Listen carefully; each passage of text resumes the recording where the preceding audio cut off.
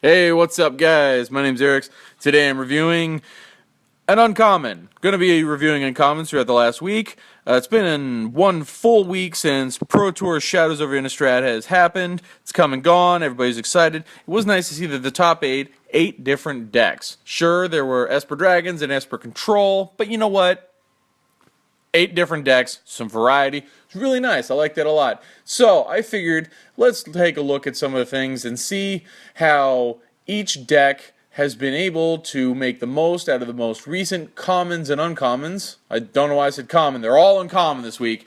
But I wanted to take a look at some of the most useful uncommons that we saw in all the top 8 decks. Today's card is going to be Duskwatch Recruiter. For 1 and a green, you get a 2/2 Human Warrior Werewolf that has 2 and a green. Look at the top 3 cards of your library. You may reveal a creature card from among them and put it into your hand. Put the rest on the bottom of your library in any order.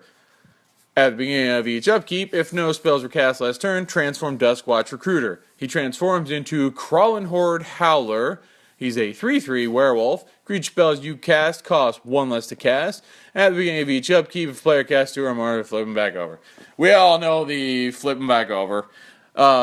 I like this card a lot, and I liked it before the Pro Tour, but after I saw it in action, I really fell in love with it. Beforehand, I was like, yeah, that's cool. I'll put it in a werewolf deck, obviously a 4 of. Now I want to put it in any deck at all that plays green, because it's really nice.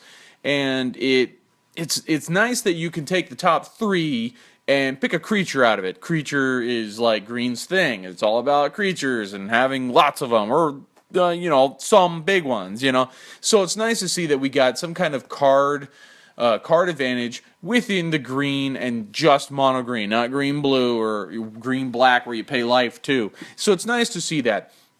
What I really like is on your second turn, assuming you didn't get any lands that come into play tapped, you play this on turn 2. Turn 3, activate its ability, you get a creature and oh, look at that. Flip him. So next turn, let's say you got Avacyn out of that. You drop another land. Turn 4, you play a 5-costing Avacyn. It's really nice. I like it. It's cool. It's one of those cards that you look at and you go, this is going to be good. And you definitely want to go get some foils of, because even if they weren't played in the Pro Tour, it's something that you look at and go, this is really nice. How can this go wrong? And sure, you're going to whiff on it. Sometimes you're not going to get any creatures out of it, but these things happen, and I have a little bias towards cards like that because I did play the out of battle, the green land that lets you take a land out of the top 5 and put it, I don't remember if it was back on top of your deck or into your hand, but I missed on that so many times, and so I am a little biased to cards like that. But the fact that it flips over and does other things makes me feel a lot better. And at the very worst, if it didn't flip, if it didn't reduce the casting cost of other creatures, no big deal, because at least it's a 2 mana for a 2/2 that does that ability for 3. That's not that expensive, especially in green.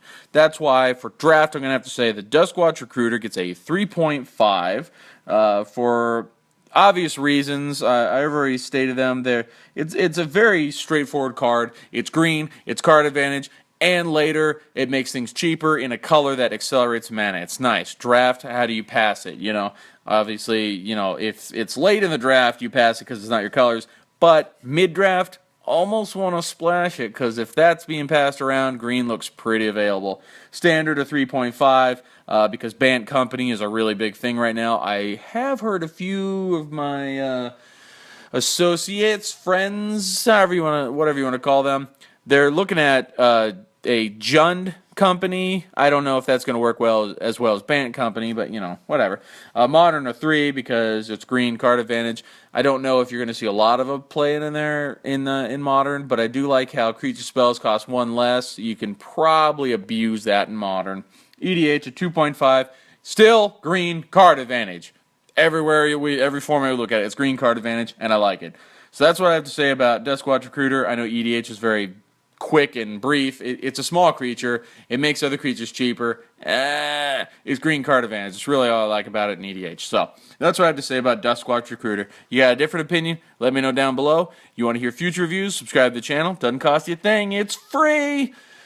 Check out past reviews I've done if you're interested. I'd really appreciate it. And leave any likes anywhere you like. I really do appreciate all the likes I can get and comments. So, thank you guys for watching, and I will see you all next time.